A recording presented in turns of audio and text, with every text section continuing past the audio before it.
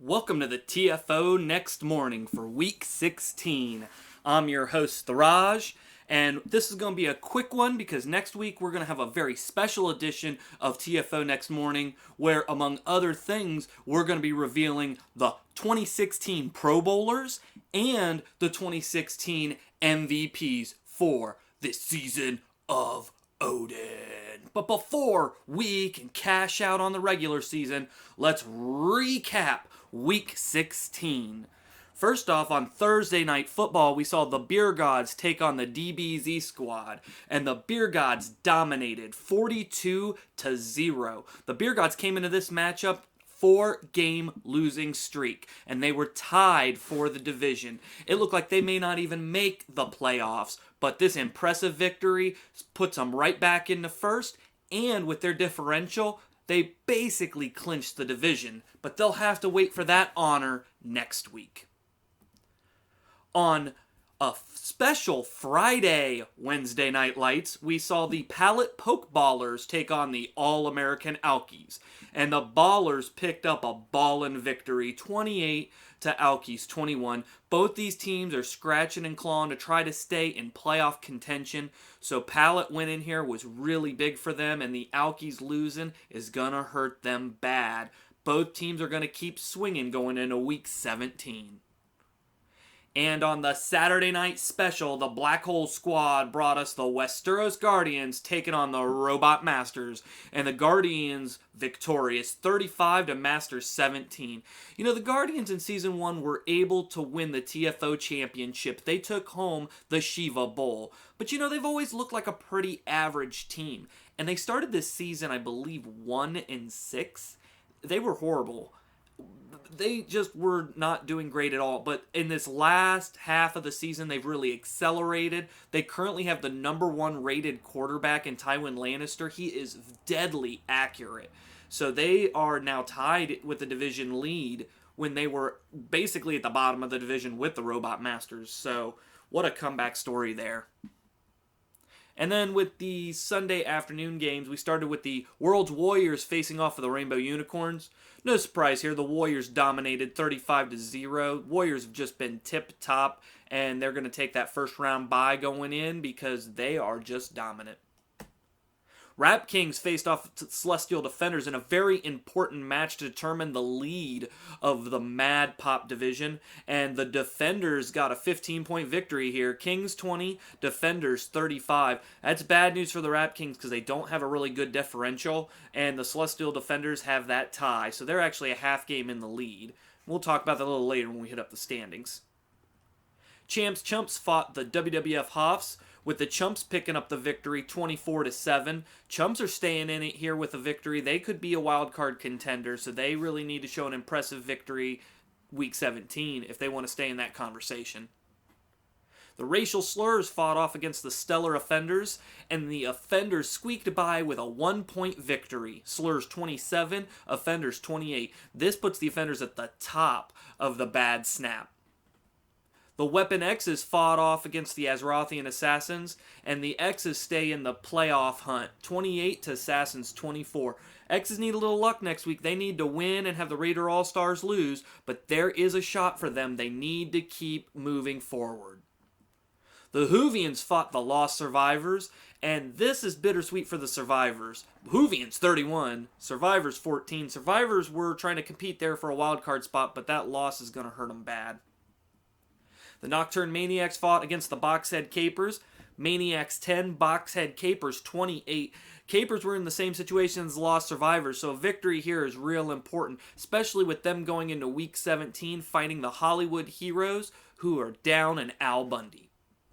And speaking of that, South Jersey Slashers fought off against the Hollywood Heroes, and the Slashers were victorious by 3, 17 to Heroes 14. This saw a matchup where the Slashers were missing both Freddy Krueger, their best wide receiver, and Michael Myers, their best running back.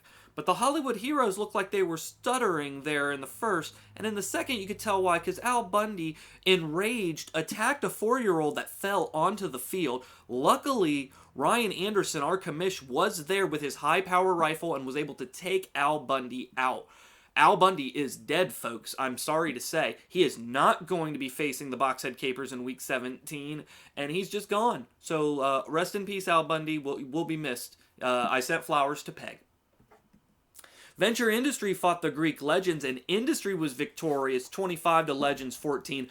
Big victory for Venture Industries. They're trying to see if they can squeak in. There's a lot of people in that playoff spot, though. So what really helped them, but hurts Greek Legends, is Greek Legends is at the top of their division, and the loss here means they're tied currently going into Week 17. Raider All-Stars fought the G.I. Joe, and the All-Stars really needed a victory to stay in the lead of the Bad Crackle, and they weren't able to do it. Snake Eyes really showed up today, and the All-Stars fell 23 with Joe's 31. And on the Sunday night football game, I let them call their own matchup. That's what a great guy I am. It was 8-Bit Brigade versus the TMNT Torturers, and the Torturers tortured the Brigade all night. Brigade 0, Torturers 24. Leatherhead had 2 interceptions. The dude has 9 on the season with a touchdown return. That is unheard of. It's just an amazing matchup with the Torturers clinching the Bad Crackle division? No. Yeah, it's a Bad Crackle, right? No, it's a Bad Pop. Torturers clinching the Bad Pop division. Way to go, TMNT Torturers, avenging that loss from last season, catapulting yourself into the playoffs, and looking like the only VGV representative. So represent, brother. Represent. And that takes us into our standings. The Bad Snap, the Fenders have a 1-game lead over the Hollywood Heroes. So Hollywood would need to win next week, the Offenders would need to lose, and then Hollywood would need to make up... I think Offenders are ahead by 13 points. So if the Offenders win, they clinch the division. But if they lose and Hollywood wins and their differential is more than 13, I believe Hollywood will capture. So next week's very interesting for both those squads. Boxhead Capers is still in the conversation at 8-7. So they have a great differential going into this week. I believe Dave said that no matter what, the Boxhead Capers is going to clinch a wild card spot. With that differential, I can believe that. So I'm not going to say anything there, but like Boxhead's facing Hollywood Heroes next week. That's not good for Hollywood. Boxhead's looked really great. They're playing really hard. Al Bundy's dead. So what are the Hollywood Heroes going to do here? They need to stop making excuses and prove themselves. But still, 10 wins in a season is really good there.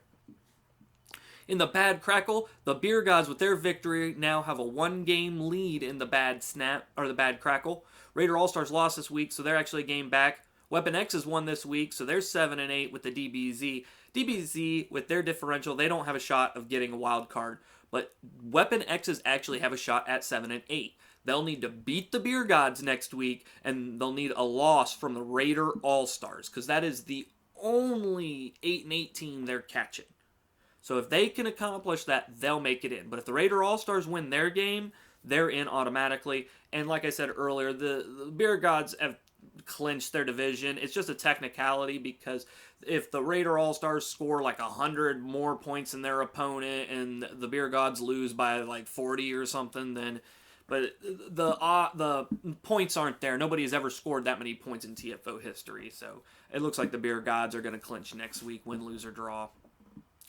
In the Bad Pop, the TMNT clinched with their 8-7. So they don't actually need to win another game or anything. Like their next game does not matter really to them. But I mean, you want to go out on a high point, especially since they have a negative differential. Maybe they can turn that around, go 9-7. The other teams there, they don't have a shot of making the playoffs. Mad Snap. We got the World's Warriors on top. They've clinched. They're 11-3-1. They are guaranteed one of the buys. Venture Industry still in the conversation, 8-7. If they can win next week, they'd be 9-7. They'd probably be looking at a tiebreaker in some way, but they're still sticking in the conversation. In the Mad Crackle, Westeros and the Greek Legends are tied for the first. They're really wanting... I mean, they're not getting a bye. That division's not getting a bye, no matter if they win next week or not. Because the Defenders have a tie, and World's Warriors is up by 2. So they're really looking for who's playing the weaker seed. All-American Alkies and Champs Chumps are still in the conversation, too. They're both 8-7. They don't have great differentials, so they really need a victory and a lot of luck. And I'm going to do the math here and tell you if their luck has run out. On the Mad Pop, you got the Defenders. They're 10-4-1. South Jersey's 10-5, and Rap Kings are 10-5. And South Jersey plays the Rap Kings this week. So we know one of those teams is going to have a victory. So what it really boils down to is if the Defenders win their game this week, they clinch. If they lose this week, then the winner of South Jersey versus the Rap Kings will clinch the division. And Pokemon's still in the conversation. They're 8-7. The math I have to do here is they have those. World's Warriors is going to clinch no matter what. One of the 10s in the Mad Pop's going to clinch. There's not going to be enough people that can catch those 10 and 5s. So both of those are clinching as well, it looks like. And then there's going to be a team over in the Mad Crackle that has to clinch. So it's going to be a hard battle. I mean, I think the Greek Legends could lose, or the Westeros Guardians could lose. Really, the wildcard team's really hoping that the Greek Legends lose, because the Westeros Guardians, they have a great differential. So if they can win their division, then they don't have to worry about them in the wild card spot. But if Westeros loses with their differential, they're going to be the last wild card no matter what. None of these other teams are going to be able to catch them based on their differential. So yeah, they're really hoping Westeros loses next week. Because if Westeros wins, because if Greek Legends loses, they'll be 9-7. They're about a 40 differential right now. If they lose, they'll probably be like a 20 differential. They'll lose by like a 20, 21, something like that. So the Alkies are a -7 differential. So they'd have to win a game by like 27 points, which is well within what the Alkies can do. So if they have a big game and the Greek Legends lose, they could bounce over them. Chumps, they have about a 23 differential, so they would have to not only make up that, but then they'd also have to make up the extra 20 or whatever. So they'd have to win their game by like 40-ish. Like, they're going to have to crush somebody for that to be in the conversation still. The Pokemon, actually, they're up right now by 27. So they're actually, like, if the Greek Legends lose and the Pokemon win, the Pokemon have a real good shot of overcoming them as well. So, really, the Mad is the division where all the drama is happening right now. Because in the Bad... All right, injury report. Get well soon. A lot of people injured. Chris Eccleston of the Hoovians, he's out. Al Bundy was shot dead on the field. Tim Brown, he's an amazing returner. His loss is definitely felt. Quarterback Mark Summers, him being out didn't help. They still threw 4 interceptions in that game. Michael Myers is still out, and that really sucks for South Jersey because they have a potentiality of winning the division this week. But it helps in another hand if you think about it, because hopefully he's coming back for the playoffs, and maybe he'll be fresher coming back waiting a week. Mitch Owens of South Jersey Slashers is out as well. Sexy Pikachu of the Pokemon, she's out. She's a returner too, so that really sucks. Busta Rhymes of the Rap Kings, he's out, and that sucks because they're going into that big matchup against South Jersey, hopefully for the division, they're thinking. So, running back 4, Kilrog Dead Guy is going to be returning for Azerothian Assassins. Queen Elsa of the Rainbow Unicorn, she's going to be back. It's always nice to have her. Imp Tyrians, that's big for Westeros because they're trying to slug it out for the division. And Freddy Krueger, at least South Jersey's getting one of their weapons back this week, so that's pretty big. All right, top 5. Top 5 this week is the top 5 2016 TFO owners. You know, there's owners that participate and do a lot of things behind the scenes with TFO, and I appreciate everything everybody does, but I thought I'd spotlight some people here tonight and just thank you guys for the great work that you do. So, number 5 is the Evil Dave of the Beer Gods. You know, Dave always tries to post something at least once a week, especially about his players during the season. He'll always give himself an MVP or whatnot of a player, always show us a nice beer, typically win, lose, or draw. He participates and comments, and pretty much every season, maybe every season, I'm pretty sure it might be every season, he does near playoff time, he gives us a breakdown of what people are kind of like what I just did, but he did it a lot better because it was a lot cleaner and he wrote it down. I really should have read what he put, but he always does it every year and it's appreciated. And I just like Dave. He's in Pittsburgh, and so we love you, Dave. And I love the picture of the dog here. So bam, Evil Dave, number 5. Number 4, I'm gonna call him the Work Crew. We're talking Clayton, Nick, and Anthony, Hollywood Heroes owner Clayton Willis, Stellar Offenders owner Nick Dean, and Boxhead Capers owner Anthony Moyer. So I appreciate these guys. They're always participating. They've come on to the Thursday Night Football, Wednesday Night Lights. They've participated in other ways. Clayton's always showing us the exploits of Al Bundy, rest his soul, and always talking about Jesse Ventura chewing tobacco. Nick, with the sour blood, and we can't forget about the meanies. They're delicious. Fuck Chris McLeese. And Anthony Moyer, he's come on a few times with the commentating, and I also like that he always posts videos of his players, especially after, big victories and things like that. So, the work crew, I really enjoy it. I could include a couple other people in here, like John Mann and Robert Schoen, but, they don't participate as much, so I ain't gonna point them, I'm gonna point them out in a different way here. So, the work crew, I enjoy you, thank you, keep coming by my desk and talking TFO.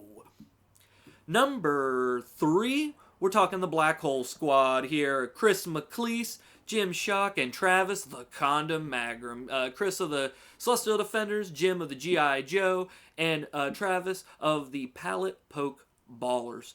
So, these guys, they do the Sunday night special, and I really appreciate that. And they're always trying to post, they're always trying to participate. Chris always hawking his horrible Defenderos and showing us Futurama stuff, liking all of it. G.I. Joe, they've had a tough season, but they posted some G.I. Joe stuff, and he's really tried to, if his season's going to be bad, he's going to take you down with him. I enjoy Jim Schock, and doing that and having fun, and I love his Jim, you on commentary, amazing. Keep it up. And Travis, the Condom Magrum. It's nice. He's new to the TFO this season, but he's participated in previous seasons. And I like that he posts stuff about the Pokemon. Always giving us, who's that Pokemon? Pokemon! Like cute Mew, sexy Pikachu, the drunk Pikachu. So, Black Hole Squad, I appreciate it. And I love the Saturday game. I know we joke that it's PG. It definitely isn't. Those guys have a lot of fun over there. I laugh my ass off every time I listen. Hey, you might be only getting 14 views there, Jim, but you know what? I'm laughing my ass off. So as long as you're entertaining me, you always gonna have a spot in the TFO, brother. Number 2 is the VGV. We're talking FK, Tony the Bum, Ryan Cox, and JB, John Balog. Racial slurs, Tony. 8-Bit Brigades, JB. TMNT Tortures is FK, and the Nocturne Maniacs is Ryan Cox. So this quadrant of personalities is the best way I can word it. I love when they participate and have fun. The VGV show is a little more raunchier sometimes, and I understand that. I like it. I have fun. I laugh my ass off when I watch those guys, to be honest. I think it's hilarious, some of the stuff they do. But, they've also helped in a lot of ways with TFO, and they're really helping us reach out, trying to reach out at least in other ways on different channels. They're always posting. JB was posting there for a long while, like his fantasy stuff and his recaps and stuff like that. Bum Potion number 9 been big this season with the big blimp. I loved the Bum Potion number 9 commercial. It was just great. FK on commentary, he's hilarious. He's the best part of watching the Sunday Night Football. If you could mute JB and just have FK, that'd be great. And Ryan Cox, he's the silent one, but he's silent but deadly, always talking about his dick chariot and posting different character cards, so they're participating in different ways. I enjoy it. Thank you guys. Keep up the good work. And before we go on to number 1, I just wanted to do an honorable mention of Ryan Anderson, the 2015 TFO Titan Bowl champion, the young jerk himself. He's really helped behind the scenes. He's made a lot of decisions this year as TFO commish. A lot of things down the pipeway. We're going to be talking about a lot of different stuff coming up here, people. I don't want your applications after the TFO season's over because there's going to be some changes. Big announcements are going to be made. There's going to be new things happening in TFO. Ryan Anderson's at the forefront of that. He is a pioneer. He is a legend here in TFO. And Ryan, we appreciate you. He's having to deal with some mental trauma right now from having to kill Al Bundy. He didn't want to have to kill Al Bundy. He did it for the safety of that child. And so we're thinking about you, Ryan. You take as much time as you need, brother. And the number 1 TFO 2016 owner is Matt Bodenheimer of the Rap Kings. This dude bought pizza on 2 separate occasions for Chris McLeese. Now, first off, it sucks that Chris McLeese gets to eat all this pizza. But he won contests that Matt put on. Matt is... I don't know Matt. To be in TFO, you have to know somebody in TFO that I know or knows me. And that's how the rule had been for a long time. But Matt saw us on the Tecmo Bowl boards. He loved the concept. He wanted in. He begged to get in. And so we threw him in on the first fantasy football. He did great. He he was like runner-up of who got the teams. He was second, so if you will. So he didn't get a team there. Then he participated in the fantasy football that we had again. And we had the contest. He tried the contest and came in second, didn't get a team. Then he did the next fantasy football, right? And didn't get a team. And then he did the contest again. And then he was second. He didn't get a team. Man, I remember Clayton coming over to my desk being like, man, this guy participates like hell and he's not even got a team. We need to get him a team. And when he came in second that last time, I remember Ryan Anderson, what a stand-up guy he is. He said, you know what? That is the kind of dedication we want here in TFO. So you know what? We went ahead and got him the commissionership, Ryan Anderson, and that left a spot open, and that spot went to the runner-up of the contest, and that was Matt Bodenheimer, and we're proud to have you here, brother. It's great to see the level of participation down there in Florida, and maybe one day the TFO championship will be down there. Will it be this season? Hell, they got 10 wins, so why not a few more? So thank everybody for participating. Even if I didn't include you, I always appreciate when you post different things on the boards, make comments. The whole thing about TFO is some sort of weird, fucked up social experiment, really, right? We're just trying to have fun and bond over something. I know it sucks when you lose, so I understand some owners not participating at the level that others are this season. But a lot of these people that are losing, they're still leaving comments. They're still talking about it. They're even making fun of themselves for losing. So, the season is what it is sometimes. Sometimes you win, sometimes you lose. People are perfecting the craft. That's why TFO is going to evolve. And you'll hear why later on. Not tonight, but... Now we're at the See You Next Tecmo. So, I'm not really going to go over much more. I did want to point out here real quick. I don't know why I grabbed that. I can put that down for a moment. We talked about last week about Broly breaking the game. I just wanted to let you guys know on an update, he is shattering the attempts record. He is now at 269 attempts. That is amazing. Remember, 255 is the maximum that it's going to actually show. So we've had to go in and actually modify the numbers to make sure that they're all correct. So the game, it's not broken, but we just call it that term. So another player did break the 255 marker this year, and that was Al Bundy on that last run before he was tragically killed. 256 attempts. So he's not going to be getting any more because he's dead, but it's still impressive to see not one but two running backs break the attempts this season. Way to go, guys. And there's probably some other records here that I'm just not seeing, but I liked pointing that out. I thought that was something that was pretty cool. I talked about Leatherhead, Teenage Mutant Ninja Turtles, 9 interceptions, 1 touchdown return. That is just unheard of. I believe the interception record is 10, so he has a shot at it next week. But the interception record for 10 did not include a touchdown. And that's the most impressive part, because getting a touchdown on an interception is very hard in TFO. So that's incredible. The nearest person to him has 6. So he has 3 more interceptions than anybody else this season. So that's great. On the sacking front, Hannibal, the world's warriors, it's 28 sacks. That is crazy. Voorhees is in a dead heat, though, with him, has 26.